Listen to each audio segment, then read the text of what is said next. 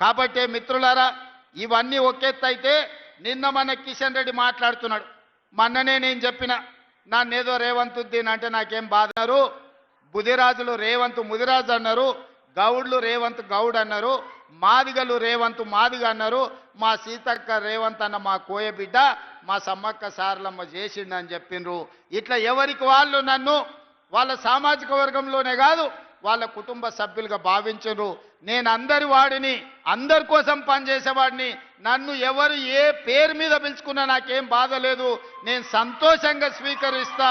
రేవంత్ ఉద్దీన్ అన్నా పర్వాలేదు, పీటర్ రేవంత్ అన్నా పర్వాలేదు, రేవంత్ మాదిగ అన్నా పర్వాలేదు రామచంద్రరావు గారు.